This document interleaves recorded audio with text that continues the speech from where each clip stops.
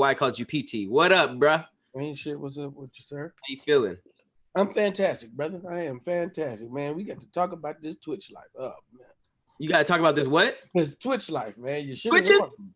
You know it. You know it better than damn near any probably shit in the skip it a bit. Yep. I didn't know you was twitching though.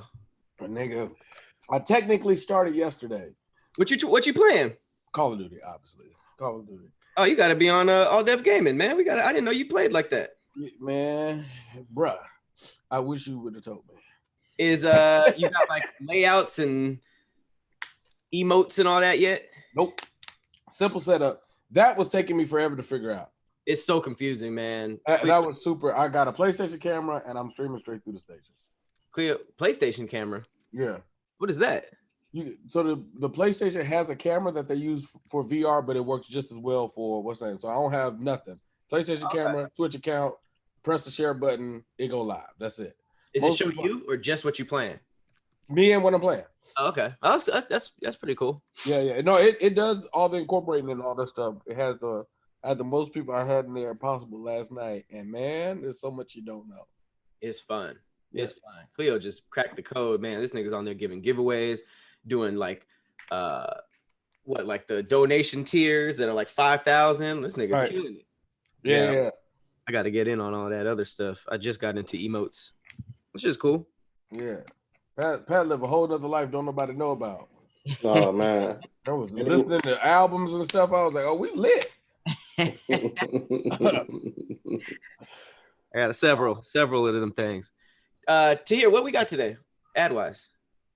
Give me 1 second, sir. I'll pull that right on up. Yeah, this is the week of the 11th. Yeah, we go to 11th. Okay, Mac Weldon, Magic. Oh, I just got their stuff. Magic Spoon. Man's goddamn man. Look at your backdrop. You got albums, books. Yeah, man. You know what I'm saying? I'm out here. Where's my iPad? Kid, can you go grab my iPad real quick? It's in my room. Why you laugh like a villain? Kid is funny. Oh, we don't ever call her by her real name. Very rarely. I always call her the kid or kid just to protect her. But yeah. Raycon. Thank you, baby. Appreciate it.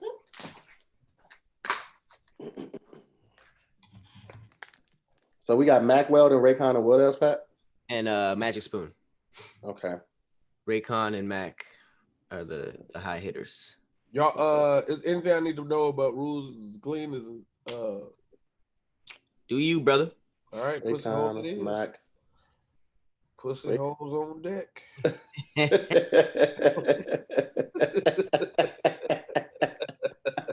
Like, oh, whew, I get to say pussy holes. You never know when you got to drop that. It's the hole that makes it weird. It's the hole. I don't know what it is. You know, some hair on that thing when you say hole. You like, oh God. You know, some hair on that thing.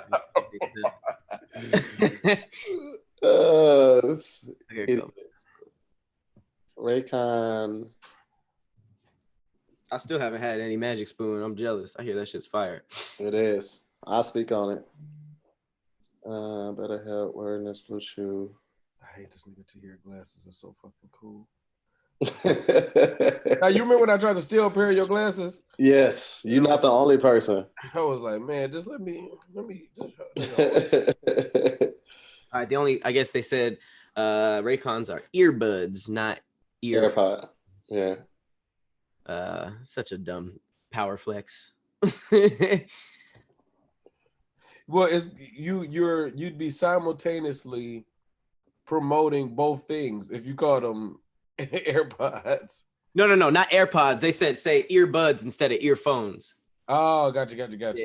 AirPods makes total sense. Oh. You're doing a ad for Guess, you'd be like, yeah, man. So these Levi's Guess jeans. What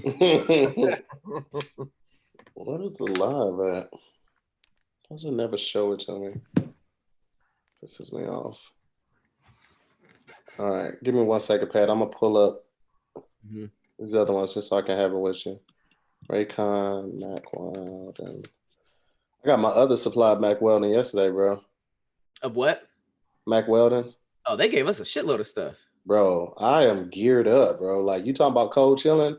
Like, you just saying that made me feel better about the news that we got today. Because I'm like, you know what? I'm actually got time to wear this stuff. It was like they gave us a lot of money's worth of shit. Like I was Right. like, underwear, some sweats, some shorts, some socks. Bro, I got everything. I got the underwear. I got the sweats. I got socks. Bro, I was like, I'm trying everything, fam. Get this charging now while I'm thinking about it. This nigga said we can't use undies. Yeah, because that's a brand. Is it? Yeah. Undies is wow. Okay. Mm-hmm. It's like chapstick. All right, let me see. Downloads. Share. Okay.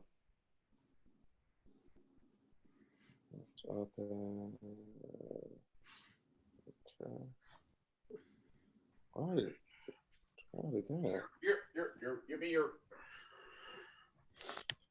Oh, I can't receive all the albums at the same time. That's stupid. AirDrop be having some dumb rules.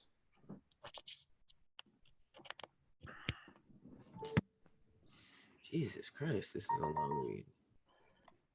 Which one? Mac Weldon. Statement. I could take the lead on that one because I did Mac Weldon, I think, for Damn Internet. I mean, for Squadcast. Yeah, I skipped the first page. I'm just starting at key points to discuss. Yeah. Niggas gave us their whole mission statement. That's crazy. Boy, it was a lot. I was just like, bro, we're not doing all that. To everybody that's already live, man, give us 1 sec. We're just setting up. Got to get everything together, man. Let me jump in there, see what the scary squad. We live, bro. We live, my boy. See what they combat. It's taking forever. All right, we good to go now. Save on that. And get this last little part going. Here we go. Damn, why did that take me so long? I feel old as hell. Hey guys, what up, Scary Squad? Oh, there's a couple people up in here. Mm-hmm. Good afternoon, y'all. Hopefully everybody's staying safe. Hopefully everybody's bundled up if you're in LA, because you ain't going nowhere. No hell. Man. Nowhere. I am getting on Twitch today, guys. I said I was going to go yesterday, and I did not. I'm a liar. I will be getting on Twitch right before. Well, remember we got cannabis games today at 5. So either before or after. All right. Let me just go ahead and shut it. All right. We're good to go, man. All right. So we're about to get started right now. About to kick this show off. You ready, BT? I mean, you ready, Pat? Mm-hmm. Yeah, 1 second. 2 seconds.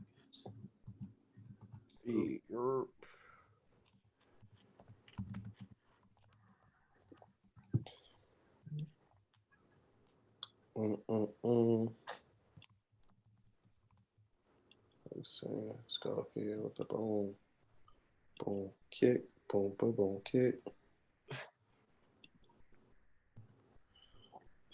All right.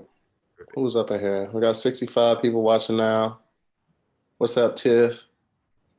Hello, guys. Emilio, Demario, Robin, it's popping. Greg Jenkins said, tell BT I'm happy for that win today. Woo! You got it. Hey, do y'all have a flyer so I can post and tell people here? Let me just go. I'm gonna just send people from. Well, we privately live right now. This doesn't drop till Thursday. Yeah. So this is only for our Patreons to see. Gotcha. But the main thing drops every Thursday. Yeah. Secret live. Let me tell them anyway.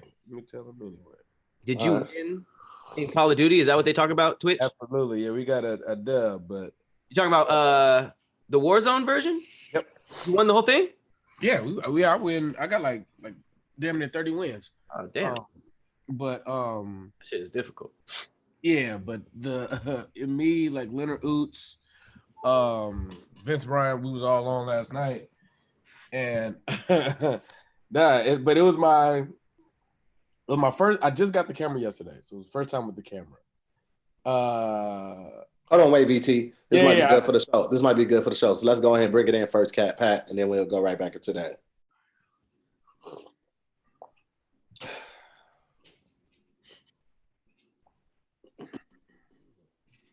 All right, let's do it. Yo, what up? My name is Tahir Moore. I'm Patrick Cloud. And this is another episode of Damn Internet, You Scary. Hey. We have a very special guest in the house, ladies and gentlemen. You saw him recently on my episode, on an episode of Wording is Hard. Mr. BT Kingsley is in the house. BT, what up, though? What it do, man? I am very, very excited to be here. Did y'all see what I added in? When you said the name of the show, say the name of the show again. Damn Wording is damn Internet is scary. Oh, you got scared. Every time you say damn. No, I was about to compliment you, and then you went and did some dumb shit. Damn Internet, you scary. Hey, BT Kingsley is one of the coolest comics. I don't know if that's a stage name or just your actual name abbreviated, but some comic stage names be trash, and you sound like a cool ass robot. Model 6 BT Kingsley. Yeah, my they gave me my father's last name. Okay. But my original birth certificate said something else. They was basically starting from the beginning with me. So since I can remember, I had been Kingsley to my family. That's what the whole family called me, like kid. Where's BT come from? It's my first and middle name. Oh, okay. Yeah, okay. We ain't gonna talk about that though. Yeah, we good. Yeah, I put that in the tip. Oh, I know the name. Bacon tomato. Well, everybody that you know. Imagine if your first name was Bacon. Bacon Tomato Kingsley is the worst name possible. Thank you, everybody. Bacon Tomato. That's how like is Bacon the worst name or is it the best name ever? Bacon is the best food ever, best topping, best addition, but it's not the best name. Bacon is a trash first name, also. I'm just gonna float that out there. You know what's funny with comics? We always say the full name. Like it's always Tahir Moore and Pat Cloud. Like I'll never remember saying just Patrick or Pat. Like right. Right. What would they do? B or BT? BT. B? BT? Or BT or Kingsley or either one. Yeah, or be anything but the actual name. Yeah. Anything. Puss ass nigga. Anything. Can we guess? If you guessed it, would you say yeah? No. Brandon, you wouldn't say yeah? No. But you can guess it. You said sure? Yeah, you can guess it. Why not? It's your show. What you been on, BT? I hear you just jumped on the Twitch. Man, I'm very upset that you didn't tell me about this Twitch live, bro. I'm just got on it. It feels like for whatever reason it feels like you've been on there. Like you understand it like really well. I've been doing gaming content forever, but I didn't really get on Twitch until like earlier this year. Gotcha. And it wasn't like a huge priority until they were like, you just got paid by Twitch. And I was like, huh? I was just doing this. I was just playing video games with my friends, but they were just submission. And I was like, oh, so yeah, now I'm trying to Twitch almost every day. Yeah. So that's live. Yeah. So I went on, so I started the Twitch thing. I did like one stream, no camera. All right, cool, that's fine, right? Then I finally get the camera, so I'm like, all right, tomorrow I'm gonna go live. I'm gonna go right from DJing, and I'm gonna just send everybody there because the chat be still going. Let's just send everybody there. So most people I ever had in the Twitch, I was like, I think at the top number was like 40 people, which for Twitch those numbers are like, yeah. So so they're in there talking. First of all, the conversation is basically what was happening in the club. So everything's freaky and nasty. So it's like, yeah, I just got out the shower. I'm like, all right. In Twitch? Mind you, yes, but these people are literally coming from my IG live. Right. From Vincent Dracula Jones. So they're coming over, and I'm distracted from the game because there's women talking about taking showers. I'm in the shower. It's like, all right. Let's get focused. First couple games, I'm trash. They RIP BT. Like it's like it ain't looking good. Like, I'm playing Call of Duty, right? Yeah. So I'm getting dusted off, and then finally catch my rhythm. The good and bad, the ugly. One, I was playing horrible. Is the ugly. The bad is you forget you're on camera. Man, when I tell you, I went looking for treasure in my nose. And I mean. Tahir, I was in that thing. When you stream for a long time, you can have a moment where you. I was deep in there. Like I had a little bit of. I was in there, good, and they were like, "I forgot y'all could see me." like dead on camera. They got me before I rolled it. They got me pre-roll. They got me before a roll and flick, but man, I was in that thing. Hilarious. They was in the chat like, "What if you would have ate it?" I was like, "I would have deleted my IG." Let me tell you, would have ate it and looked up like, yo, you know what's so crazy is, well, actually, BT, if you're not done, go ahead. We're gonna talk about the only positive is that we won. Like eventually, we had a game where we won. It was dumbass intense. I had the most kills, and I was like, "Whew, that made it all worth it." Because if we hadn't got there, oh man, it would have been a travesty. So you said, what was the most that you said the most that you had in a Twitch was 40 people. So what did you have this last time? No, that was last night. That was the first time I you had that much. Oh, yeah. Okay. I've only streamed 3 times. One was a test. One was just the first time I had ever turned it on, and last night. Mm-hmm. It was like 0 people, 1 people, and 40. They stayed. Yeah, they was like 15 of them was there till 8 this morning. We was there all night. Yeah. We went the whole night. Wait, right from midnight to like 8 in the morning. Are you serious? That ass. When we got off, it was still 15 people. Like, yo, man, I'm tired as fuck, bro. Yo, you're a machine. Tony be doing that too. He be staying up hella late. That's why I started doing it, because we be playing anyway. I be playing with Tony and Sabrina, and everybody was like, y'all, we might as well just go over here and play. You guys. Is that just on PlayStation or is Twitch on for Xbox too? It's for anything. It's for anything. Computers. It's not even just gaming. Bernie Sanders has a Twitch, and he just be talking on there. Oh, it's not. It's really just streaming. It started gaming, but now they're doing music experiences. A couple politicians did their campaigns through Twitch. Live shit that ain't happening no more. Just like, Twitch is just for streaming now. Oh yeah, shit. You showed me the Pat. I was watching your stream when I saw the Fortnite concert by Travis Scott. Yeah, that was all on Twitch too. But that was on that's crazy. That was on console. Super. So, dope. Pat, can we get into this first story, man? Because I'm trying to fight back the tears, bro. Really? Yes, and I'll explain why after you get into it, bro.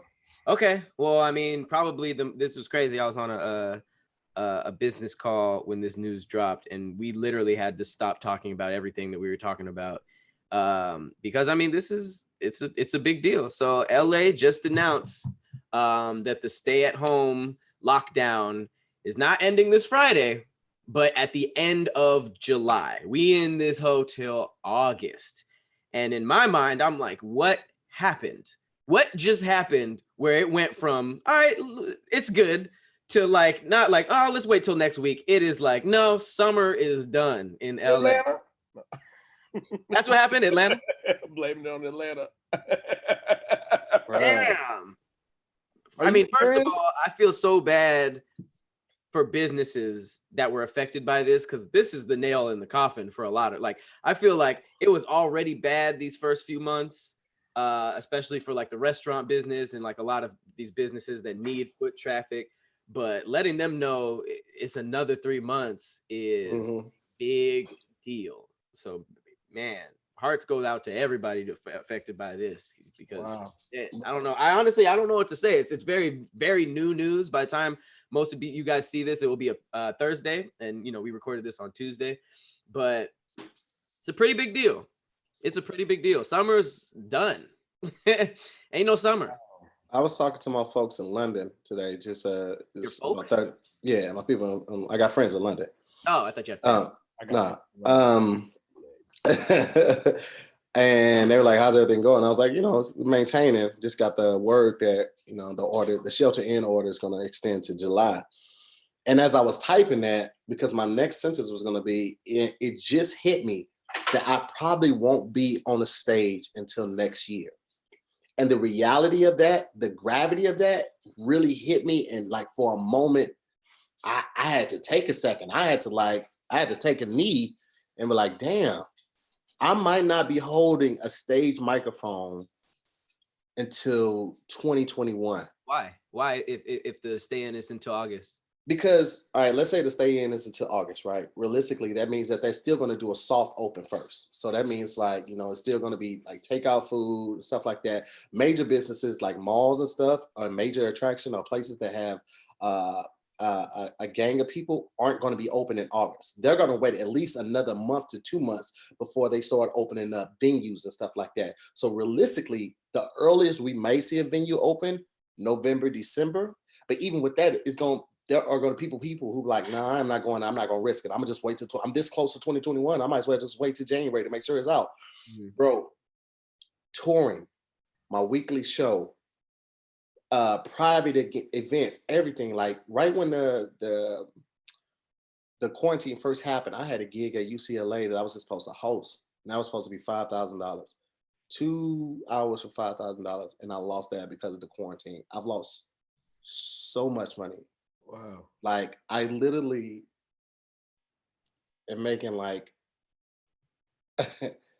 I'm making 1/4 of what I would have been making this year. Because the multiple streams, you had one thing you were doing, but they took away a few different things. Yeah. Bro, like it's not just the shows, like attached to the shows were the t-shirt sales. Yeah. And like t-shirt sales were doing great on the road. So I lost 2 streams of income just from one cancellation. Yeah. And it's just like. Also, like, damn, money aside, I feel like being on stage for y'all is mental too. And it's a muscle. Yeah. It's a muscle. And the more you use it, the better you get at, the sharper you stay. So if we don't go on stage, like last time I've been on stage was March. Already that seems like an eternity. Imagine if I don't get to go back on stage to January. Yeah. Like I'm gonna be beyond my saving grace is the podcast and quarantine games and squadcasts. Yeah, there are things keeping you sharp for sure. Yeah. You have to have the gift of gab and be sharp on your toes, especially when you're dealing with like, people like CP, like Pat, like Doe, like Kev, it keeps you on your toes. But it's like, bro, like this is that's like I don't know. I'm thankful because it could be a lot worse. Right. My family, but bro, like I just had plans. Like this was the year. I said last year, I was like, I'm never like things had got tight last year. Like once the touring stopped and stuff like that, I paid a lot of stuff off.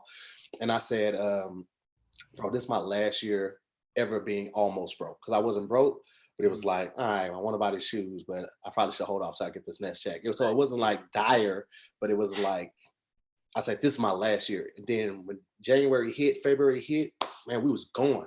March, I'm like, boom. March was doing so well in the beginning. I had put money back into my stocks. I've only taken money out of my stocks for like the last 3-4 years.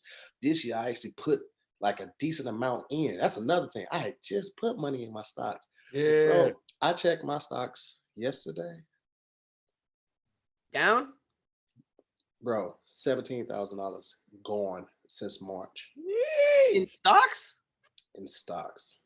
God damn! You should switch. What's that new shit that people are doing? Have you tried the? I'm not doing nothing else. Okay. I'm not doing nothing else, bro. Like, have you heard about the shoebox? Like where you just put your money in the shoebox under the bed? Have you heard about it? Hella slow. The interest is hella slow. Bro, I was just like, because like I'm, you know how expensive it is for a house. out here, bro. You gotta, for a house, for those that don't know, like you want a real house out here. Like even if you get like a first time homeowners loan and you get a low interest rate, like I'm talking like, 4%, 3%, 2%, something like house. that. No, It's no, a house. a house. Yeah, You still looking to put $40,000 to $80,000 down. That's putting down. Right. I don't come from generational wealth, and none of my parents that are still living have anything remotely close to that. So it's just like, to lose that money, to lose out on all these opportunities, all of that stuff, and then think about I won't be on tour till maybe January, bro. It hit me hard to the point I was gonna tell Pat, yo, bro, can we push this tomorrow? But hey man, I got my health, I got my friends, got Pat, got BT. Wording as hard as doing well, man. It just means I gotta shift. This is what I think a lot of people aren't recognizing, because even myself, it took me a minute. A lot of people thought the quarantine was going to be like a fad diet. You start a diet, you do it for a couple months, wears off, everything goes back to normal. Everybody thought the quarantine was going to be like that. This is more like a lifestyle change. This is literally like going from eating it regular to becoming a vegan or a vegetarian. It's not a diet. This isn't going to be a minimum effect. This is literally, everything is going to change after this is over. Everything. It is going to be an extremely hard shift. And those that are going to do the best are those that are willing to adjust and adapt early on. So like I had to literally in that moment, shake it off, change my mindset. Like, okay, well, in this time, I grabbed my plan. I was like, okay, Mondays and Tuesdays, I'm going to dedicate an hour to the bass. On Wednesdays and Thursdays, I'm going to dedicate an hour to the piano, to the keyboard. I'm gonna write this show out. I'm gonna have this movie done by this day. I'm gonna have this show done by this day. And I'm gonna start doing Zoom with the homies 4 times a week. I'm just gonna fill this time up and be as productive. And then I'm also gonna leave some time to sorrow, to like weep and be sad. Like I'm gonna have that mental space and that emotional pocket available for when I need to do that, because that's a real thing. Like everybody's not going to be able to be that productive. Everybody's not going to be able to handle this. Everybody deals with this type of thing differently. So don't feel bad about getting down at the dumps. I'm still sad right now, but I'm just thanking God for the avenues that are still open and my friends being there and my loved ones being there. And as long as I got my health, man, I'm just going to keep pushing, bro, because this just got real. Yeah. But I'm glad you said that, because like people don't realize how important that shift of thinking is, you know what I mean? To like focus on the silver linings and focus on that, because it's so easy to spiral yourself, like when you think about everything going on and how overwhelming it is, you could really just sit there and like go down the tube. So it's really good that, to focus on the positive. And I do want to just say something real quick, because it seems like I'm getting a lot of people in the inbox talking about how crazy this is and how hard of a transition for this. And the number one person I'm talking to is like students, because you got graduation was just virtual, but now they have to transition into real life, which is already scary when you just, got out of school, you got debt, you're trying to find a job, but now you got to do it with all of this stuff going about, like my friend Jay just graduated with like a master's in therapy, and was just a little bit worried about like transitioning because of what the job entitles. It's like a face-to-face thing. And like the only thing that I've been saying to people like that in my inbox is like, it's just like Tahir said, it is really time to adapt. If there is a way that you can transfer what you do or what you're good at onto a digital platform and try to monetize off of that, or if it's just surrounding interests, that you can put on YouTube or, Facebook and start developing it. It's slower, but it can become a source of income, selling things online. There is a way to make a digital transfer, but you just have to start now, because like it's all about adaptation, and all of this stuff is happening. You don't know when this is going to open, and it's bad to let somebody else hold your fate, like in 1 second they told all of LA not this Friday, 3 months. So it's like it's up to y'all and us to adapt to all of this and just make sure that we put ourselves in a position, we position ourselves so that we can survive this regardless of how you were making your money before. You know what's crazy? Do you remember the conversations you had before it started with people that didn't think it was happening? Like I still remember it vividly. Like, oh, there's a quarantine supposed to be happening. All this stuff is going on around the world, and it hadn't hit the States yet. And people was like, man, that ain't gonna happen. And I remember we was like shooting sketches and stuff, and I was telling this girl, like, yo, listen, no, like I'm hearing within the next couple of days, because look, the little memes is going out. First of all, this is propaganda. It's like everybody knew somebody whose friend was in the military, and in 2 weeks we was going to have a quarantine. I was like, listen, I remember telling this girl, I was like, yo, listen, go get some water, go get some food. I remember going to the gun store. I remember seeing everybody getting bullets. I was like, hey man, I think there's a chance that this might be for real, y'all. Like, like I think it's gonna be a little serious. I don't know what it's gonna look like, but I know that it's seeming a little more tangible. And I remember everybody said they're gonna say 2 weeks, but it's really gonna be 30 days. So in my brain, I had set up, all right, 30 days. I like my house, I like my space, I like the comfort of being inside. That wasn't bothering me. Like the stage thing was like, you know, Tahir, you know how I am. I'm out every night of the week, every night. Even if I'm not going up, I'm out at a comedy spot. So it's like, all right, we're gonna be out every night. I was like, all right, 30 days, that's nothing. Then it came 60 days, which is 90 days. I'm like, all right. And now they just added a new 90 days, and I literally found out maybe 2 minutes before you said that. Right. I got a text, and then you said, I was like, wait, what? You found out on the show? You're like, oh. That's the scariest shit I read on the internet today. I saw that, I was like, oh. Damn internet, you is scary.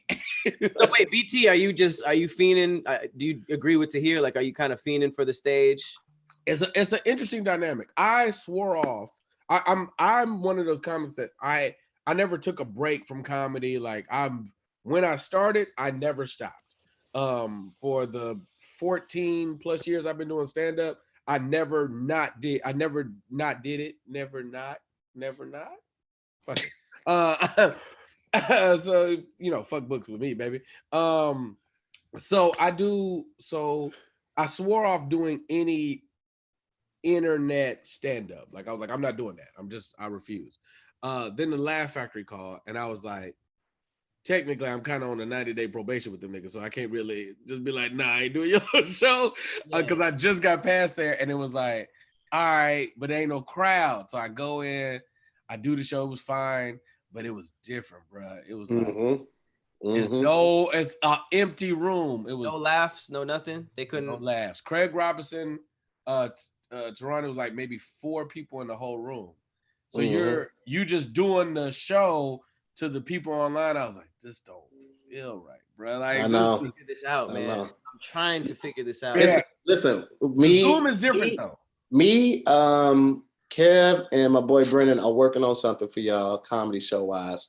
Just be looking out for that. It's gonna come really fast, but we are working diligently on something, and I think it's gonna change the game, because I kind of found a loophole in how to do it. The same way with the silent listener party that we're doing, kind of just finding that loophole. So it's like I said, it's literally just adjusting.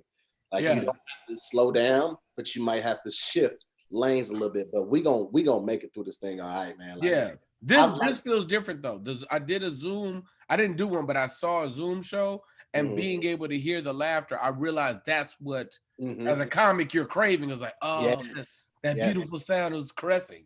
Yes, you know what it is though. It's because it's the instant gratification.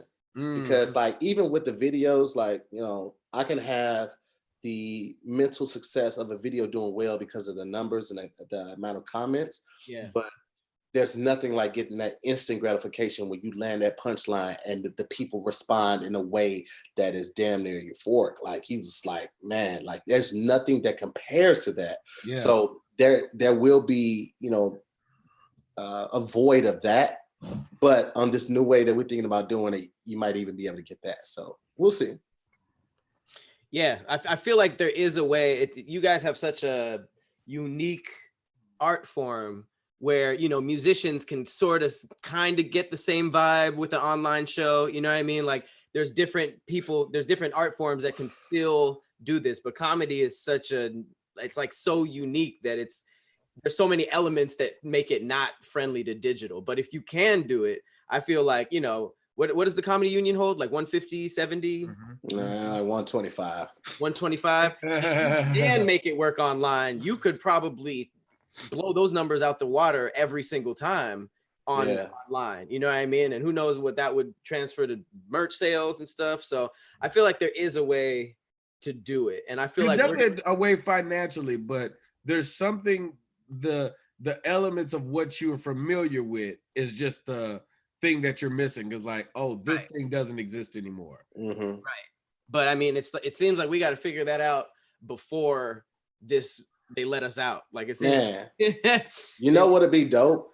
And I don't know any programmers but anything, but like if there was a streaming site that was a pay for play, right, or pay to stream for events, and it connected to your phone or a keyboard or something like that, and there was a button that you could tap on the screen or a button that correlates to your keyboard that you could press for laughter to be heard to the artist or claps to be heard to the artist, but it didn't actually come through your computer. So there's no sound being emitted from the audience member's side. They just press that button, and then the entertainer could hear their response, and it was in real time. Like, because that like walkie-talkie though, like you'd have to press a button and be like, and then no, they wouldn't. So like if you were on your phone and you just press like the like when you FaceTime and you could take a screenshot, like if you just press the button like that on your phone, so that gave a response to the program to laugh on the entertainer side. Like his phone or whatever, his viewing mechanism was connected to speakers, so he could hear the real-time laugh from the audience. Like, I don't know what that interface would look like and how that build out would be, but I know that's possible, bro. Yeah. I know that's possible. You're not going. Some people are saying laugh track. Here's the problem with the laugh track. Not. You know it's not genuine. Yeah, that's trash. The genuine laughs are, man, so dope. Like when somebody is like laughing, that silent laugh, and they're like, yeah. When you hear that, that's how you know it's real, man. Yeah. I would take 3 over a room full of just any day, because when they laugh like that and they lose sound, bro, that's a different type of joy that you just even if they laughing at even if you can hear it, you can't see this. Oh my god. Oh my god. Oh my god. Oh my god. He's so stupid. That oh man, it just makes my heart smile. Makes my heart smile. Hard to replace. I mean, that's really hard to replace. It really is, man. But you know what? One of the good things, one of the silver linings about this is, like, somebody like myself, BT, and even you, Pat, to a certain degree, finally get a chance to like relax. And I am a big proponent of overworking. I very rarely take time off. I don't even have a lounge close. Well, I didn't until I found Mack Weldon. And let me tell you guys about Mack Weldon. When it comes to like premium lounge clothes, I'm talking about the essentials. I'm talking about underwear. I'm talking about socks. I'm talking about t-shirts. I'm talking about sweats. When it comes to that, bro, you can't look any further than Mack Weldon. They are the leader in premier essentials. I'm talking about smart design, premium fabrics, and simple shipping. And I went on the website, checked out some of that stuff, and I was like, yeah, I need all of this. Because most times, like, you get lounge pants and like the ankle is all baggy and all of that. It's just not up to date and up to quality. But Mack Weldon, they have like the tapered ankled on the sweats, comfortable hoodies, the underwear. They got like an 18-hour secure underwear, bro. Like, I really rock with them. And this natural antimicrobial. I can't say that word. Pat, I need some help on that one. Where is it? Micro under the red. Micro what? Antimicrobial, which means they eliminate odor, basically. So like these are like underwear specifically designed to help you stay fresh all day long. And listen, man, you really just can't get any better than this, man. I wish I had some of the stuff. I've actually ordered it twice. Like, that's how much of a fan I am. Yes. I had another one come in yesterday. I had another shipment of Mac Weldon come in yesterday, and not only did I order it twice, I also signed up for Weldon Blue, which is like their loyalty program, and basically it works like this: it's totally free to sign up. Okay, you place an order for any amount, and you never have to pay for shipping. Right, and that's level 1. Once you get to level 2, you purchase $200 worth of any of the products from Mac Weldon, and not only do you continue to receive free shipping, but you also start saving 20% on every order you place for the next year. So it doesn't matter if you just buying something for like $50 or you're buying another $200 order, you get 20% off, and you'll always get free shipping as well. And it also grants you free access to new products before they're released to anyone else, as well as gift cards, future gifts, and added to your future orders. So it's a free loyalty program. I'm all about loyalty. Like, I only shop at Ralph's versus Vons because of the loyalty program, and I get like the 60% off my gas. Like that's why I feel like that's crazy. Yeah, I'm super loyal. Like, loyalty programs make a difference. Think about, like, the reason I only stay at Marriott's is because they have an amazing loyalty program. I would do more Airbnbs if they had loyalty, but they don't. So I'm always at the loyalty. Mac Weldon got the loyalty, and that's how much they appreciate the loyalty. So I love Mac Weldon. Like, there's a lot of websites that sell apparel where you got like 1 or 2 cool things, and then you look through everything else and you're like, I don't really like anything else. For sure, I'm gonna buy those 1 or 2 things. But fam, when I tell you, I dropped some bread on Mac Weldon. Like, I had to go above and beyond and get past the package for this. Like, man, they got like the comfiest sweats and socks. Like, I am a fan. First of all, antimicrobial is a very intense word, but I did not know that they eliminated the stink right off of you. So shout out to Mac. Here's the thing, Pat. I saw the word and I read it in my head silent, but saying it aloud is something different. My tongue was like, nah, we ain't gonna try that. My brain was like, no, we can do it. My tongue, I said no. But man, I got some shirts, I got some underwear, I got some socks, I got some sweats, I got some sweat shorts. I'm prepared for this lock-in. So shout out to Mac Weldon, and make sure you enter our promo code when you shop there with DIYS for 20% off of your first order. So go to macweldon.com and enter DIYS for the promo code and get 20% off. Yeah, and for those listening, that's MacWeldon.com. Enter the promo code DIYS and you get 20% off your first order. Holla. And it's a nice site. That's what I'm saying. I'm going here now. he's like, I just got some sweats too. All right, we got our first order. Check it out. DIYS. But yeah, I mean, just back to what we were saying about this new style of performance. Like, I feel like it can be done. I don't think it will ever replace being on stage. Actually, like, I don't even think it would replace that with musicians, because like, when you can actually interact with your fans on that level, it's kind of just, you can't do it not in person. But I feel like there is a step in between it not being possible and it just being, in person. There's probably something that works. I don't know if the technology just isn't perfect yet, but I feel like there is a way to get comics back on stage before stages are open, if that makes sense. Is there what's funny is, like, so speak full circle for the stock conversation. Like, I was looking, I don't know nothing about trading stocks, but I watch it because it's like, there's no like minimal money flips. Like, if you had $2,000 you want to invest, there's stocks is like the best way to see a return quickly that ain't cocaine, right? So because there's always cocaine. So I was looking at the AMC thing, right? And then they went up really high because of the Amazon talks, whatever. And I'm like, oh, this is interesting. And I brought all that up to say, I'm watching this in the essence of, I think certain things, like you were saying, Tahir, will never be the same. So, like, what changes? Like, if the movie going experience will for here on be different, I feel like the only thing that can happen is like the price will probably be way higher, and then it'll be like a more extravagant experience. Like, it'll be like, oh yes, we went to the theater and we sat with the people and we had a filet mignon, and it's like the whole, but you just casually going to the movies, that's probably done maybe forever. Well, they say that Amazon is trying to take over AMC, which is absolutely that's what shot the stock up, I think 58% yesterday.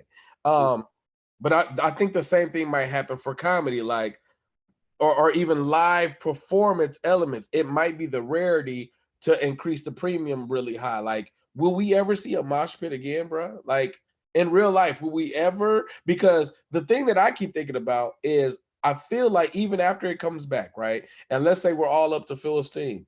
Does this happen next Corona season? Like, do we take another 6 months off next year if it hits again, or are we all good? Like, I don't know. We ain't never been here before. I don't want to scare nobody. Right. If you look it up, the Vatican, the Vatican, like the highest priest in the Catholic Church, they just issued a statement that said that all of this is basically a pretext for this new government, like a government takeover that we've never seen before ever. And they just officially said that as the Vatican Catholic Church. They have like this crazy petition going on right now, and it's called like the pretext. And they're basically saying that this is all the stage before something crazy is about to happen. So I don't know. To your point, I don't know if everything's going to be back to normal, or if this is just something that is happening low key, and when things open up, they open up. But I'm scared. Yeah. It's just like, if I'm thinking of the imagery of like what a comedy club used to look like, and you sit down at a table and it sits 6 people, and there's 2 people, you came with you and your wife, and now they just sit another couple next to you, and you guys are just not next to you, on top of you, right here. Right. Like, just to share the space. I'm like, bruh, like the Laugh Factory on a Sunday, like I was like, I don't know if we'll ever be there again. I don't know what that looks like, fam. And someone in the chat said that buffets are done, and I agree. Oh, buffets are super done. Oh yeah. No more buffets. With that little funky sneeze guard. Hey, but you know what's crazy? They cleaned the New York subways for the first time in like 150 years. Yeah. The first time, bro. They ain't even been on there with a wet nap. That stat is so trash. That is the worst stat of New York City history. Like 150 years. They swiped and look at it. Well, look at everything that's on there.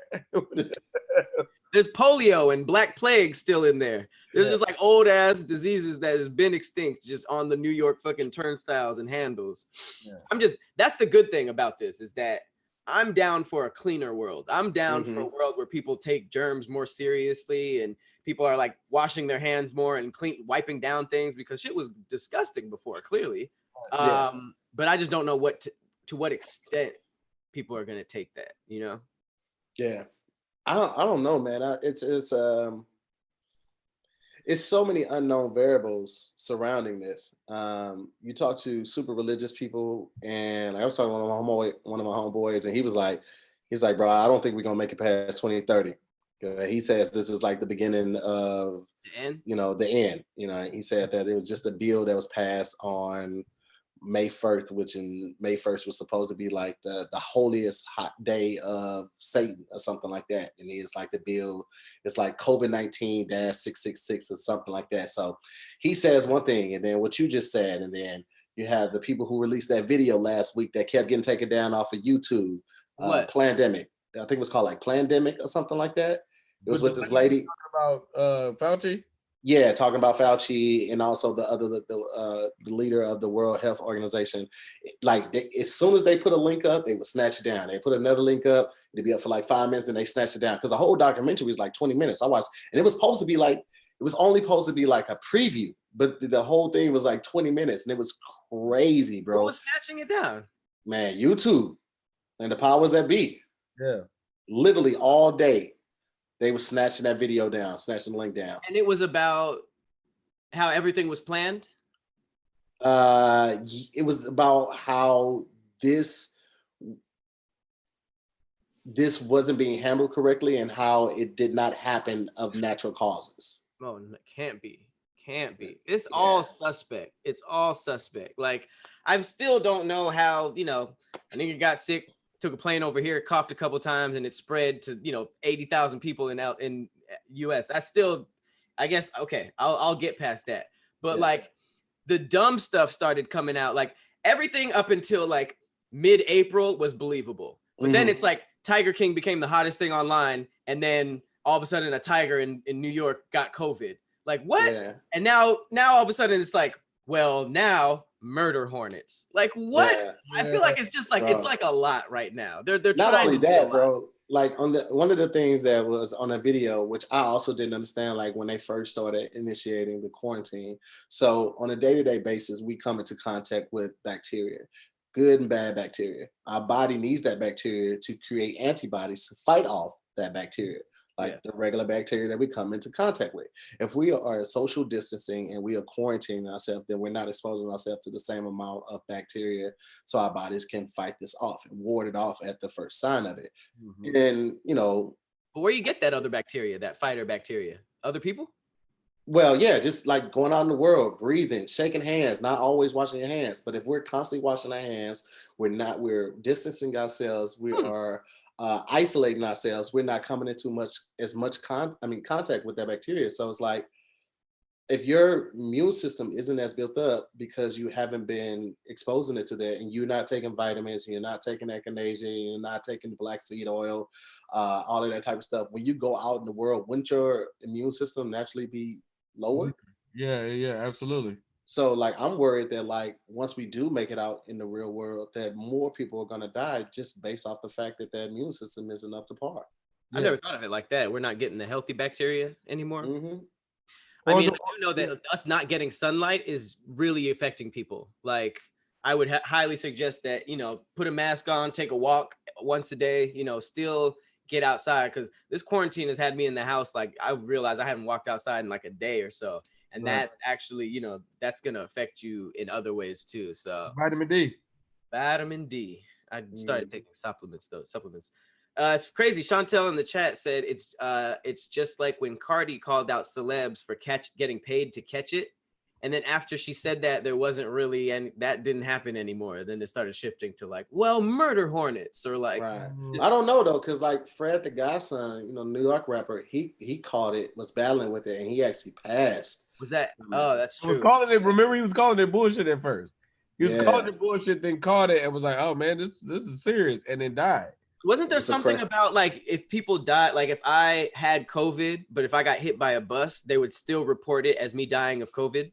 So they spoke on that in the video, and they were saying that for every patient that they labeled as dying from COVID, I think they got like $13,000, and Medicaid paid them like $3,000. So they were getting paid, and they were being encouraged to label people as dying from COVID to bump the numbers, but also get a cash incentive kickback. But all of this is like, bro, everything that we're absorbing is hearsay. We're not seeing any documents to prove any of this. In that documentary, those were doctors or supposed doctors that were on camera saying this. How hard is it to find somebody to put on some scrubs and throw a stethoscope around their neck and say that they're a doctor? We see it all the time on the commercials. So like, it's very hard to, in this time and with what's going on, because I don't doubt that there are forces to be that put face and safeguards and systems to stop you from searching a certain amount of information and getting the whole story. We're probably only getting a third of what they want to be released. So it's just speculation. We have no way, and I know I'm not certified to tell anybody anything about health, but we have no way to verify any of this. We have no way to validate the conspiracies, and we also have no way to validate the news outlets. Like, there are no places in order for us as the general population to confirm anything. And that is like what's most frustrating. Because like, if you knew, you could at least like prepare and take your own, precautions, but like, we don't know. I saw a documentary on Netflix just about kind of pandemics and how COVID works, and the where they had it. The only reason I gave it any validity, because everything can be manipulated. The only reason I gave it any valedictorian. The only reason I gave it a valedictorian is because where where they had it on the how dangerous it was scale, it wasn't like super high. Like, it wasn't the plague, it wasn't this, it wasn't that. Like, it wasn't even like where they had it made it make sense. But then the way it spread also was a thing. And it was like, okay, the way I started assessing it, I had to start transitioning. Yeah, if I got it, let me tell you, first of all, I already had it. There's I can start there. Let me tell you, I already had it. But if I had it, I have a really strong immune system. I hadn't been sick, I don't know, since the 90s, bro. So like I was like, I'll be fine. But then I had to start thinking all the people that might not be okay, right? Like, okay, everybody I know that's had a pre-existing condition. And then they said obesity. I was like, yo, I'm a fat homie. Like we got some fat treasures, bro. Like I was like, nah, I don't know if Rick Ross makes it through this. I don't know if do we lose Khaled to this? Like that'd be sad, bro. I like Ross. Like, hey, Ross been living his best life. He been buying cars and washing cars and man, he got a payback tank or something. He got a tank. Yeah, he just had a tank delivered to his house. Well, not a tank, a Humvee. Yeah, Humvee. But they pre-existing conditions. Remember, he had the scare not too long ago when he was like, and I mean, Lil Wayne having seizures. I'm like, nah, okay, now I got to think about everybody that ever went to the hospital. And then even on obesity, I went and checked the scale. Hey, baby, I'm obese. Like, I was like, oh, I'm about not like, oh, I ain't 5'10". Not about other people first. You were like, but me. Yeah, I was that's worried hot. about people. I was like, oh man, Ruben stuttered. Oh, bro. Ruben stuttered. You worried about Ruben stuttered? I'm just worried about people that was round, just rounded people. Round. Like, I went looked at the scale. I was like, well, what exactly is obese? I'm like, all right, I should be one what? One. I wasn't like 5 or 10 pounds in. I was like 56 pounds into obesity. I was like, be quick. yes, so it became more tangible. So for all the people that are like, oh, it'll be fine, it's only old people, it's like, nah, I like old people. What about you can't just dismiss the idea, and that's it mutating to something else. Like it might start here and then change. Okay, now it's affecting 30-year-olds with Wells Fargo's accounts. It's like, you don't know how it's gonna change. So it's like you got to keep your eye on this thing and really figure out what is the new way forward. How do we maneuver around this thing?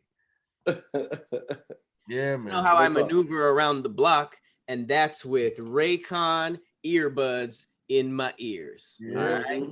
This is the newest premium. Sorry to just jump into that. This is the newest premium earbuds that are about half the price of other premium wireless earbuds on the market, but they sound just as amazing as the top audio brands that you know. All right. This is the newest model, everyday E25 earbuds. It's the best ones yet. About 6 hours of playtime, seamless Bluetooth pairing, more bass, and a compact design that gives you a nice noise isolating fit. And they're so comfortable that they're perfect for conference calls, podcasts like this one, all the Zoom stuff that you're about to do over the next 3 months because you can't leave. You might as well get you some Raycon wireless earbuds. These are the E25s, brand new. I've been working out in them, maneuvering, as my transition said. And unlike some of your other wireless options, Raycon earbuds are both stylish and discreet, with no dangling wires or stems to distract you during video calls. All right, this is very specific to the pandemic. You've heard of all talk about the company.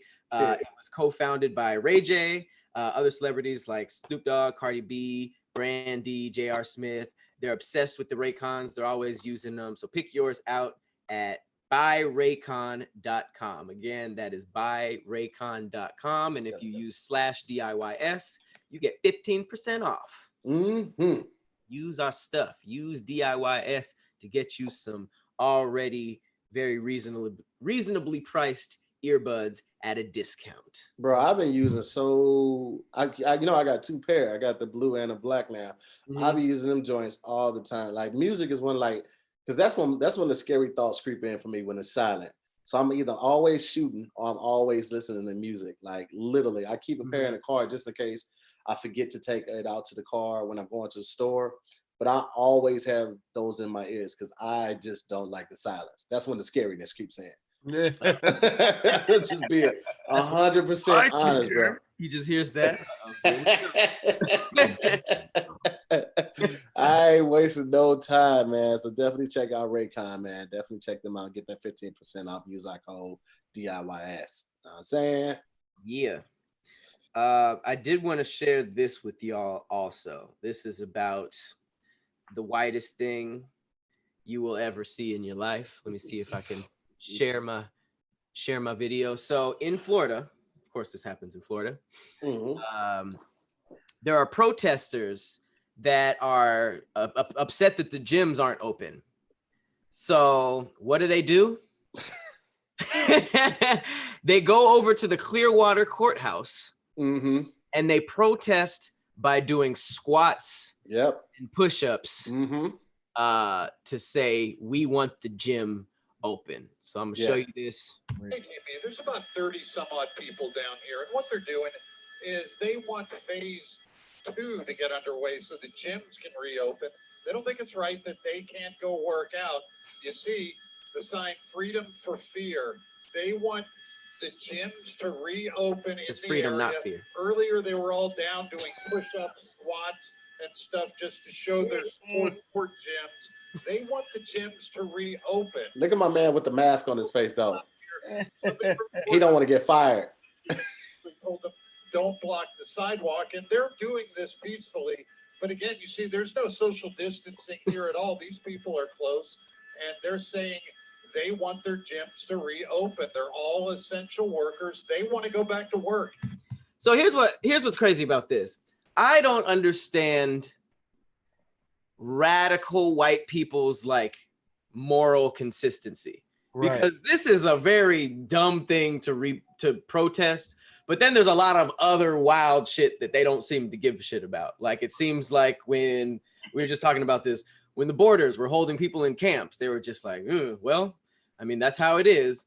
And like now that they're closing beaches and gyms, all of a sudden they're outraged. But it's like, fam, between the borders and everything happening with police and shit like that, it's just like, where does y'all outrage start? The gym? Like outdoors. They love their outdoor. White people like their outdoors and they like their animals. You get to messing with their puppies, cats, or their wait a minute, I can't go fishing. Like they don't like that. It just makes no sense. I'm with you on that one, Pat. Like their moral sensibility and line of moral compass it seems completely skewed. Like, and I saw this tweet floating around on Twitter. Somebody was like, what are you doing to hold your white friends accountable for the injustice that are going on? Or like something like that. Like, what are your white friends doing? And, you know, actually I had a friend in a situation who, prior to the video of Ahmaud supposedly going into this unfinished construction site aired, before that and before the guys were arrested, my friend who was white had a black friend who posted it on her Facebook, and she asked my white friend to repost it for her. And so my white friend said, well, I just want to be careful about what I post, and I don't want to just be, posting things willy-nilly, exact words. And she's like, I just want to do some research first, which I understand that, right? But people are so quick to post their opinion about somebody's new album or somebody's fashion sense or who somebody broke up with or who somebody just got married to. But something that involves a human life, you want to do your research first. And she said, my white friend said that her black friend got super mad at her and she didn't understand why. She was like, I still posted it. I just posted it after. And she was like, I just don't understand why she got so mad. And I explained it to her. I was like, you got to understand, like, since we've been brought over to this country, Black people have always been told, hold up, wait a minute. Nobody comes and rushes to our defense. Nobody takes us as serious as they take our counterparts. We've always been put on a back burner. So when your friend came to you and just asked you to post this, stand with her in solidarity. Stand with her, let your voice be heard, synonymous with her voice, right? That's what she was asking you. You told her well, I don't want to just post anything to my page. She thought that she was like doing the right thing by making sure she was doing her research for it. when her friend was actually looking for somebody to stand with her and make her feel valid, make her feel heard, make her feel seen, make her feel equal. And she got it after I explained it to her like that. And it's just like, bro, like right now, it's racism should be the last thing being displayed. Because this isn't affecting one race. There are more races that there is, typically, as it has shown in history, there are certain races that are being affected more than others, but this is affecting all races. We need to be on the same page more than ever to overcome this thing. So, like, I still don't understand how people just don't get that, bro. Like, how you just... man. I feel like racism is so strong and people are so trash. If there was a zombie apocalypse, we would still hear the N-word. I guarantee you. If it got that bad, I still think that some people would be shitty. These niggas that deep. Humans are trash, man. Like trash. These niggas zombies is on our ass, bro. Like, what? Is that still happening? Is that still a thought? Yeah, I mean, you're right, but it's just like I feel like I don't have faith in humanity like that. And you know what's funny is I'm looking at that protest, as like I'm watching it. First of all, a lot of those people wasn't even in shape, so y'all ain't that serious about the gym. And a lot of them had on the same t-shirt, like they all worked at the same gym. I feel like it's a bullying situation. Like one dude owns a gym and they struggling. He's like, y'all better get out there and go protest. Like, we should do something about this. I was like, nah. Like the stuff that they decide to latch on to. Like I saw an image the other day and it was like it was some of the protesting, it was like a white dude with a gun and he had his gun on. It was like, and it was another image of a black dude, of a police shooter. Black dude was like, they were negotiating with the guy. Was like, he might have a gun. It was like, but this dude got a gun on his back. Mm-hmm. Like, I killed him because there was a chance that he might have had a gun. It was a black dude, and it was like a satire cartoon. I was like, yeah, this is. Did you see that shit at Subway? People are protesting their rights by ordering at Subway, and they have like rocket launchers on their back and shit. And the caption was like, bro, didn't that little boy get killed for having a toy gun? These niggas are ordering foot-long salami sandwiches with a whole RPG in their hand. And so I saw that the RPG one, Pat, and so somebody commented under, it was like, don't fear him, laugh at him. Because the thing that he had on his back was a single-use rocket. It's like used to destroy tanks. And so he bought that probably offline and off online. And it's literally just like the equivalent of a big wiffle bat, because after the single use, you can no longer use it. Like it is. Oh, so he bought like a bullet casing. He's walking around like, you know what it is. I'll take your house down. What, with a hammer and nail? We knew the nigga wasn't smart. But here, let me show you this, because this is kind of a better video. This is actually showing them working out, and BT's right. A lot of these niggas ain't in shape. Right. This is a weak ass protest, man. What? Look at the form on the girl in the blue shorts. That ain't what is that?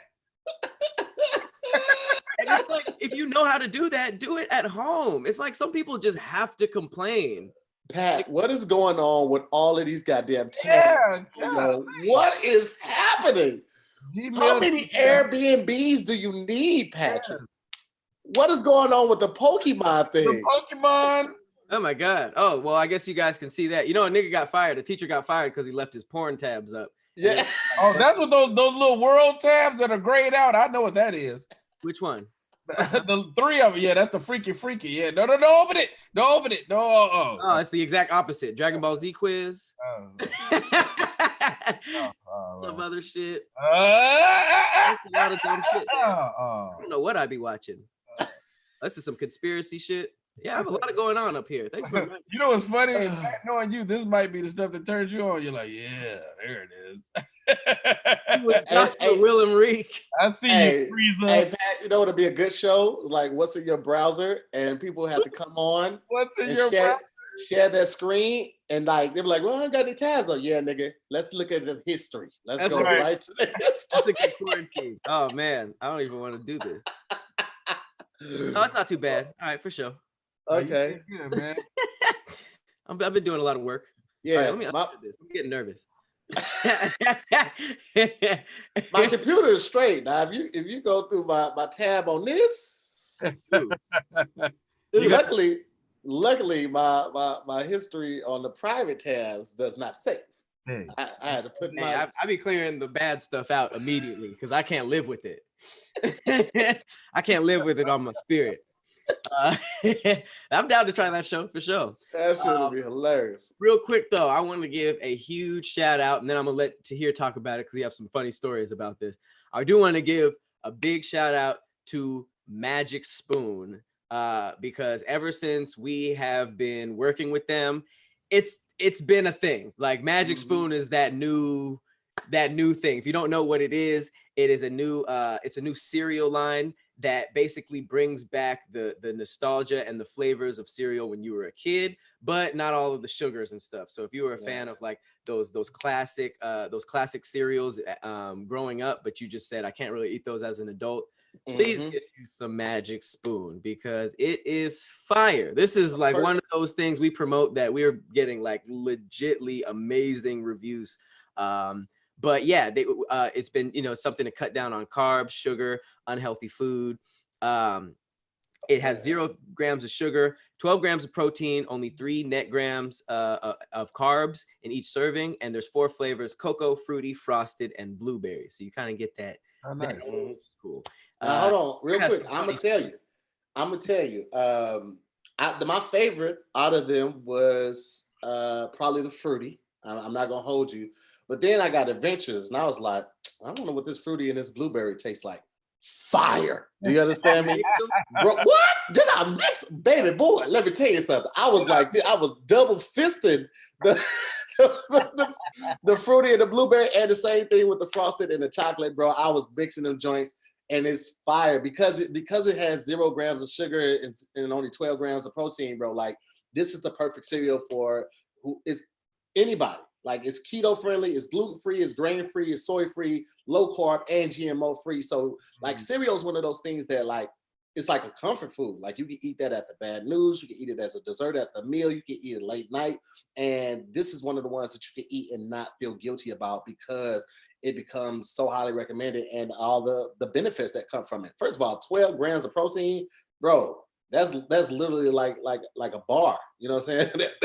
That's like a protein bar. So it's fire, bro. The milk tastes fire. That's how I judge a cereal, if it's good. If the milk after the cereal is fire. Man, all I gotta say is I feel so bad for the Magic Spoon that was once in Tahir's house because it didn't stand a chance. Tahir texted me at like midnight saying, bro, do you have any more Magic Spoon? And I was like, what? He was like, I'm all out. I need. It was almost. I pictured him like with his shirt half off on a fire, like a crackhead.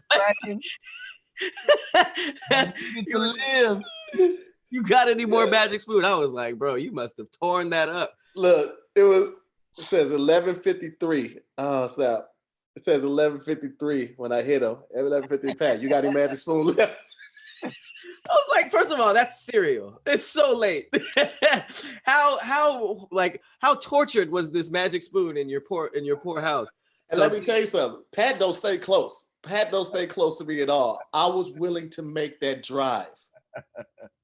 So I don't think you can find a better review than that. So go to magicspoon.com/DIYS, grab a variety pack, try it today. Make sure you use the promo code DIYS to get free shipping with your checkout. And they're so confident in their product. There's actually 100% happiness guarantee. So if you don't like it, they'll refund your money for cereal. That's how you know your stuff is fire. They'll give you your little money back, and we'll give this to somebody who deserves it. So shout out to Magic Spoon. Somebody said I said protein blar. I did. Y'all know I mess up my words when I get excited. Y'all can tell I was excited. Yes, I said protein blar. Real quick, a story I wanted to run by everybody. I just wanted to know your guys' thoughts on this. So there was a COVID-19 test in Tanzania. Please don't ask me where that is, but it's being questioned after a goat and a papaya tested positive. And at this point, I'm just throwing my phone like, what the heck? First of all, who tested a papaya? Bro, I saw one about a grape being tested positive. Now grapes. Now wait a minute. Grape, bro. Hold on. I don't really eat papaya like that. I'm not that fancy. I'm just confused. Yeah, Tanzania is United Republic of Tanzania, and it's off the east coast of Africa. I was close. Just so you know, grape tested positive. I just picture a grape in a hospital gown. a grape coffin. Oh man, he getting all sick. If you become too sick, you become a raisin. Make me wine, please. Make me wine while I still got juice. That's so ridiculous, man. It's just a raisin left. It's like beep. Remember me as I was. Yo, that's so stupid. The flat line. Tigers got it. Fruits got it. This shit is nuts. I do not know what's happening. Goats eat everything. We don't know where the goat got it from. Yeah, goat. I mean, I get that. There be goats that be having way worse stuff. But a goat, a papaya is where I draw the line. I'm like, please stop telling me about this. That's your cutoff point. The tiger was a lot. The murder hornets, okay. A papaya tested positive. Like, stop publishing these things. Last story I wanted to go over, because this was, when I read this, I literally rubbed my eyes and read it again. Because it keeps getting more and more ridiculous. In the midst of all this murder hornet and pandemic and disease and lock-in, there are still shark attacks. Did you guys hear about the 26-year-old surfer that was killed in a California shark attack? No. This was at Sand Dollar Beach in Northern California. He was pronounced dead on the scene. First of all, I haven't heard about a shark attack in a headline in years, it feels like. But is this just piling on to the bullshit that we're dealing with? Or do you think that this is another attempt to keep us away from beaches? Bro, I'm not going to be at no beach, period, bro. Like, right now, we had the luminescent water out in LA. Like, the water looks like it has a blue glow to it. I want to go, but I don't want to be around people right now, bro. I'm not going to risk going to see it to be around that many people. I'm just not going to do it, bro. Right. It's bad. I literally almost had a panic attack last time I was in Target because it was so many people in there. Oh, it was crowd. I'm so disappointed in that. Like, have you been like driving to go get something and like hit traffic, like legit? Yeah, like, what are y'all doing? What? But then you out there too, so you can't be saying shit. That's what we got 90 more days right there. That's the reason. Everybody feels like they should be out, but they're like, what are y'all doing out here? It's like, man, look at you. I hate when I see whole families out. Like, why is everybody here? Right. When I go out I'll do the store run, I do it by myself, bro. Like, I'm in and out. Why 3 kids with y'all? Some people are going out just because they're not allowed to. And they're like, well, fuck it, we're gonna go to the park. Like, I don't think it's I think it's overkill. I could tell. Like, there are people like playing frisbee on cliffs. Like, I drove past Mulholland and people were playing frisbee. I was like, you guys would not do that if you weren't forced to stay home. You guys would not do that. Yeah, I don't know. You know what just hit me when you said that? Like, the people can't get out, and because I'm just thinking about the idea of crowds, right? God, I think the club is done, fam. Nah, niggas always gonna want to go. Bruh, but think about a packed club. What's more crowded than I don't know nothing more crowded than a packed club except for actual sex. Like, trying to squeeze through a club crowd, it don't get no closer than that. That sucks. Essence? Yeah, club sucked anyway. I wouldn't miss it. Essence Festival? Essence is done. Now, strip clubs, we're going to have to figure something out for that.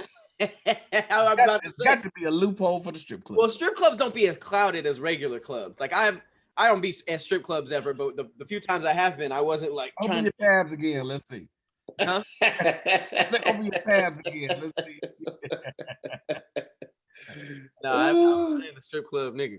But it's crazy because ever since we started talking about, there was a conspiracy we did, BT, a long time ago, where they proved that people in Israel were releasing mechanical sharks into the Egyptian waters to fuck with their tourism. So there was literally like robot sharks that were scaring people away from shit. And then we dove deeper and found out like, oh, they've been using sharks and underwater shit for like cameras, weapons, bombs. Like they've been training animals forever. So when I saw this, I was like, was there really a nigga that died from a damn shark attack in this pandemic, or are they seeing all these niggas at the beach and getting pissed off? Because it's just I mean, if niggas ain't been going to the beach and shit, because like I don't know, let me look up the rate of how many shark attacks a year, because it's not a whole lot, but it's like even if it was only like 2,000, right?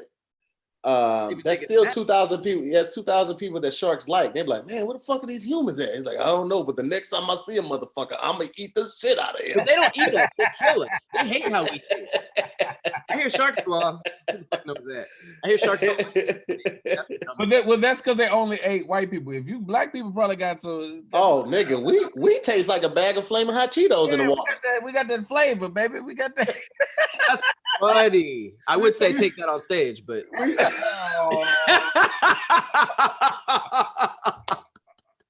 Oh man! I'm sorry.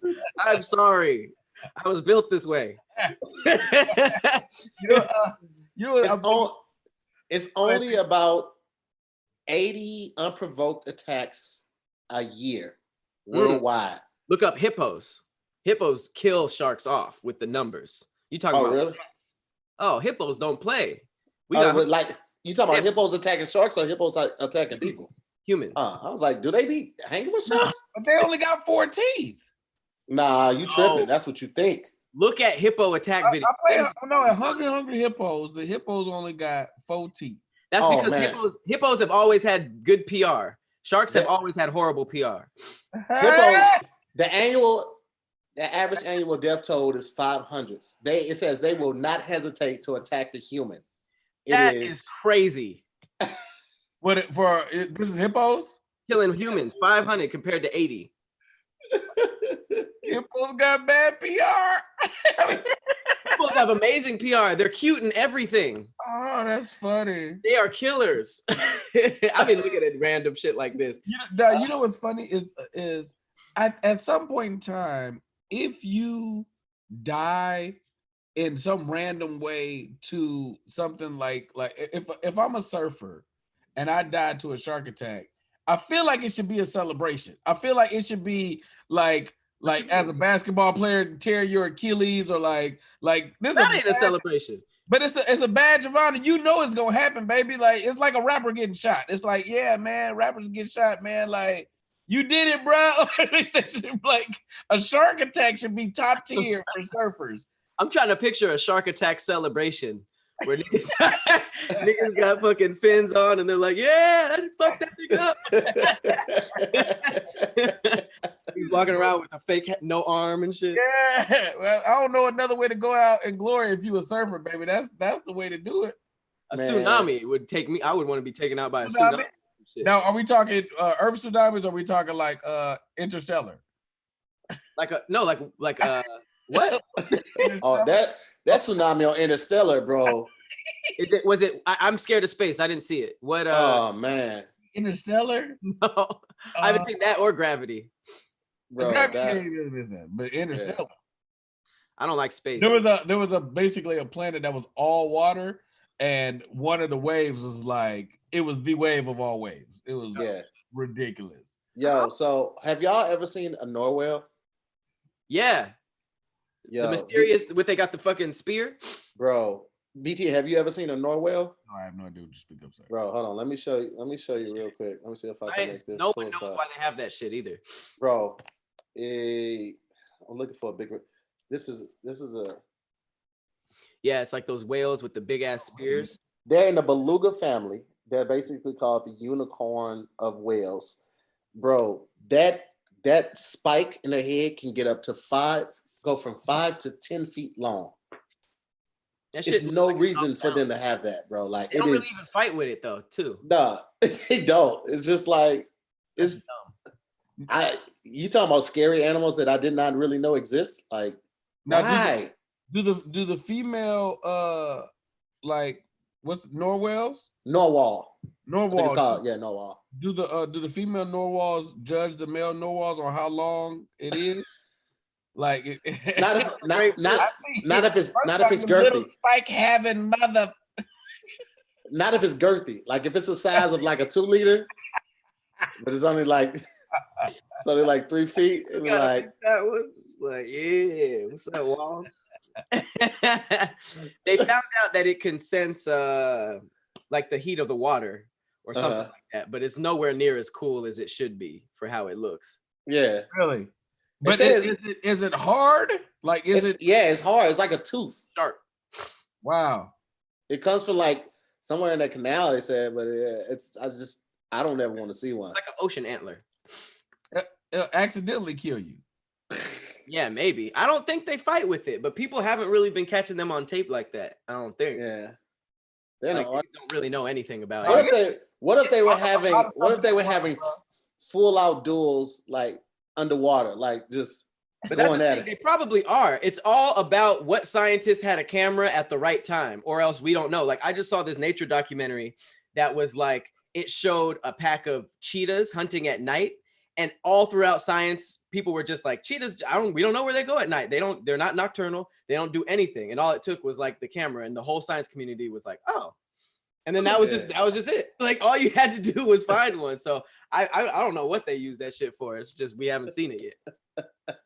No, it's so much stuff. It's like there's two Earths, bruh.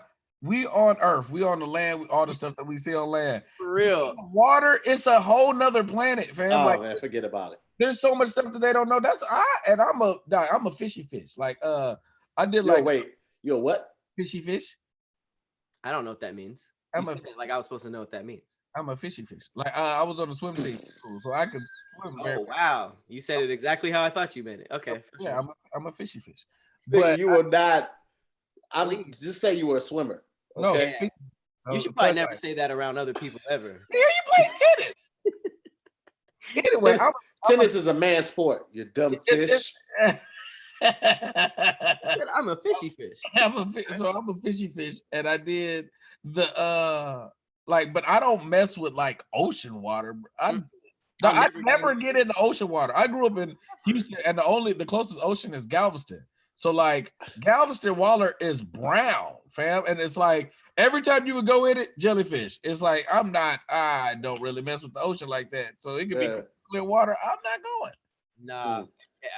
All you need to do is see one ocean attack on. I don't really be honest with you, Pat. I don't really mess with the beach like that. Like I don't have beach stuff. I don't have abs. I don't have a baseball. I don't have volleyball. I don't have kids. I don't have a net. I don't have badminton. I don't have none of the stuff you need. Frisbee brings a net. You think white people bring net? To throw stuff over. You know the net when they toss it in the. That's how I know you don't be at the beach because that's already set up. But it's sandals. Hilarious. I don't have shorts. BT be at the beach watching white people like, wow, they really brought that whole net, set up the poles. Bro, let me tell you something. It's two things I don't do how regular people do, and that's camping and going to the beach. When I go to the beach, I got like literally there's a beach blanket because it's like vinyl on one side and it's like flannel on the other side. But it's vinyl, so you can pop it off real easy. I got 4 of those. Like I'm taking up a lot of real estate. I got 3 big beach umbrellas, and I put them because I don't want no sun to touch me. I just want it to be warm outside, get a cool breeze. And then I got 2 Bluetooth speakers. One is 8 hours, one is 10 hours. So just in case one goes out, just in case I'm here for a while, I have the big Tahir cooler, so like I can easily take my drinks out there, fruit cut up, all that, hand sanitizer, wipes, all that type of stuff. I bring a towel to dry off if I put my toes in. I'm not putting my whole body in that water.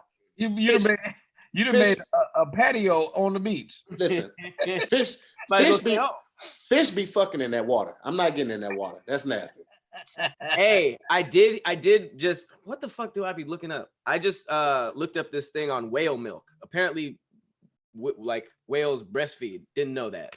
But in that same article, they were talking about when whales bust nuts, and it is gallons, like gallons and gallons and gallons and gallons, and only a little bit makes it into the I don't know, whale pussy. So all that other stuff, Whale pussy hole. whale pussy hole. So, so it's like, is that why the ocean is salty? Because of sex milk, whale sex milk. All like trillions of things coming constantly in this ocean. And then that makes us swim and be like, Yep. Yep. All the chicks that swallow. Let me see you take a gallon of that to the that was a swim. Oh, boy, that's funny. Well, I don't know where we can go from there. So Wait. everybody, wait, you were gonna say something? Yeah, Pat, you be going camping though, right? Camping is really fun until it's time to sleep. Yo, Let it get real. yo, Just like, that is literally how I looked at going over some of my cousin's house when I was younger. My cousins, they always had all the best game systems, but they also had roaches. So it was always fun going over their house until it was time to go to sleep. Then I'm calling my mom like, "Oh, get me! I don't want to." that's what I'm saying. If you want to go camping, just go hiking with barbecue and then go home. Like, you don't need the full experience. Once it's time to go to bed and it's pitch black, you laying on the rock, you can't get comfortable. You just have to wait for the sun to come up. It's awful. I do not camp regular either, bro. I put the lie down first. I keep all the insects away. I put a big perimeter of lie. Then I put the tarp down. Then I have a 12-person camp, bro. I mean 12-person tent, and I put three air mattresses in there. We got the laptops, iPads, speakers, all of that, bro. I'm not That's being home. You know, That's like being at home with a tree outside. But like, I know people that bring the big RVs. They got AC, they got electricity, and then they just kind of end up like cooking in the RV, playing video games. And I'm like, fam, y'all was just wanting some fresh air? Like, yeah, fresh air and a change of environment. Absolutely. RV makes perfect sense to me. Camp for what? I could just drive out there, sleep in the car, open the sunroof. Hey, baby, drive back to the house. No clean up, no set up, no nothing. Just make the little barbecue and be done with it. The best thing about camping that I noticed was the sky. Because when you live in the city, you don't get to see the sky like that. You're like, oh, it is hella stars, bro. Like, damn near. When you're in the city or if you're by lights, you see a few stars. The sky really looks like Pat's chalkboard. Like, it's hella shit going on. Like, especially if you go to like the desert, if you go outside of the city to like Joshua Tree or something like that, right? So insignificant because they're literally everywhere. And if you walk outside in LA at night, it's like pollution. You might see a plane and something that might be a plane or a star, but when you really see them, like I remember I was around a campfire with my friends. We were just looking at the stars and we literally had to like either laugh or just say something random every few seconds because of how small we felt.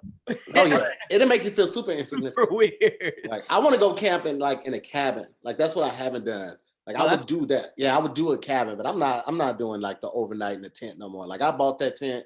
That tent was like $350, bro. I used that tent one time. Oh, everything's expensive. And the crazy thing is I didn't bring an air mattress last time. So I literally just had to find a soft part in the ground to put my tent. And then I just slept on, and it wasn't soft by the time it was time to sleep. And that's and for the beach, the only time I do enjoy the beach is like late at night, like a late at night beach trip. That's cool. There's no people there. It's like totally quiet. But like you were saying, like the insignificant thing, like you feel the vastness of the ocean in the middle of the night. So like Santa Monica is a good choice because Santa Monica has there's enough hotels so it's not pitch black. So it's like the light off the hotels is like kind of lit. Oh, right, yeah. It's like super dumbass relaxing. There's no kids crying. There's no noise. There's no parking. No traffic. It's just like like I do that. Like I used to do that like maybe twice a week. That's always a good like date, like late night date. But it's all fun and games until you see a nigga out there by himself wearing something weird. and he's just standing still. Like every time, for some reason, every time I go to the beach at like an inappropriate hour, there's always just some weirdo there by himself, and I'm like, all right.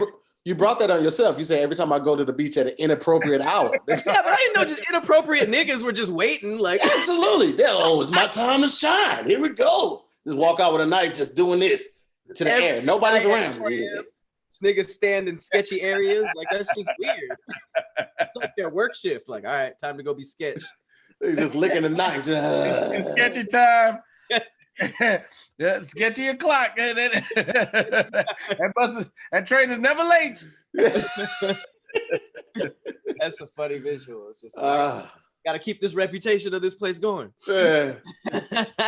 All right, man. Well, thank y'all for watching another episode of Damn Internet You Scary. Shouts out to our guest, BT Kingsley. BT, what you got coming up, bro? So every night, you guys, 11 o'clock on my IG, it's super, super lit. I do Vincent Dracula Jones. I DJ is a vampire DJ, only R&B artist, only baby making music, only slow jams the whole night. Why is he a vampire? I have no idea. I'll be honest with you, but he can't. He doesn't do day parties. He can't do day parties. He can only do. He's a late night R&B DJ, and it's a good. He also has a lisp. Yeah, he has a lisp. Jones, it's called DJ Lisp. DJ Lisp, because I can't talk when I put the fangs in. So you got the fangs, got it. Oh no, he's a real it's a thing, bro. It goes down every night except for Sundays. At 11 p.m. West Coast time. Then obviously I just started the Twitch and YouTube and Facebook is the focus right now. I'm putting up a lot of content, 100 plus videos, dropping web series, all that good jazz. And Give Me Five is I definitely got to have a meeting today because this just changed everything, bro. Mm-hmm. This just changed everything. We're cutting Tahir's episode now, so it's getting serious. Dope. Hell yeah. You finna take a nap? You was up to 8 a.m. You finna take a nap? You sheepy boy? No, I'll probably get on the game in a little bit, but I'm finna go buy a controller. I gotta go buy another controller because my controller's drifting. And Twitch, you guys, I'll be active on the Twitch because we go right from the Vincent Dracula Jones right into the Twitch. So I'll be nice. Okay, I can see why your Twitch does well. All right, well, appreciate you, fishy fish. Hey, young fishy fish in the building, man. BT Kingsley on everything. All right, for sure. Well, I have been your co-host, Patrick Cloud. And I'm Tahir Moore. We'll see you next time. Later, guys. Kingsley. All right, Scary Squad. Appreciate you, man. We got 108 people in the patrons checking it out. Thank you, guys. You guys are always a pleasure. Always a goddamn pleasure. Tahir, what we got coming up next for the patrons? You want to do another? We got the easy for you to say and the murder stuff. Right. Did we ever post Chris' episode of the new show? I don't think so. Let's post that. We got. You guys got yeah, we got murder and scandal coming for you guys. I got another good one for that this weekend, and then next weekend we'll do another easy for you to say. Hey, wait, that works. You said this weekend? Yeah, we still live, BT. We still live. I know, but this is just for this part of the show is only for like the special patron. Oh yeah. Hey, I got so I'm gonna go out on a limb and say if they're super fans, they saw Wording is Hard. Yes. I got the one of the design concepts for the t-shirt. Are you ready? Let's see. Yeah. Because they're exclusive. I'll show it to you in there, right? I didn't know you designed BT? No. I had to reach out to somebody to get them done, but they just sent over the one of the possible designs. Are you ready? Yes. All right. Back it up a little. Frizzy fries. That's dope. I love frizzy fries, bro. Hard. That's great. Yeah, so I'm working on it now. It should be up before the week's over with. That's good. People say they like it. Yeah, people in the comments saying they like it. Nobody has seen that, bro. Like I seen it. Like maybe two. I sent it to like my manager, and that's it. Like, but frizzy fries happen on Wording is Hard. Right. So, yeah. Frizzy fries. Man, make that money. You know what I'm saying? Make all that money, bro. Get that shit. I love it. And when you get it done, give it to me and I'll post it and tag it to your my page and tag you in it. I'll send you a shirt and all that good jazz. All right, there it is, man. All right, patrons, thank you so much for tuning in. As always, we will see you guys soon. Also, be looking out for on top of Wording is Hard. We also got a new show called Best Silent Listening Party. We just created a page for us. You can find it on Instagram. It's literally spelled out Best Silent Listening Party. It's me, Doughboy, and Josh. Just threw up the promo and instructional video. So yeah, man, check that out, man. There's more content that's gonna be free. We're not charging nobody for that. Just come on over and have a great time, man. That's what we're doing. You know what I'm saying? Yeah, my episode's tomorrow. Yeah. Oh yeah. Past episode of Wording is Hard is tomorrow. How did I forget that? But yeah, it's lit. Gonna be a lot. Yeah, it's gonna be stupid. Hell yeah. Yeah. Pat, they were saying your skin was glowing like crazy. Everybody, that was everybody's compliment. They was like, Pat's skin is glowing. Transit had some good lighting. Yeah. Transit had the lighting. They hella did. So, all right, y'all. We talk to y'all in a minute.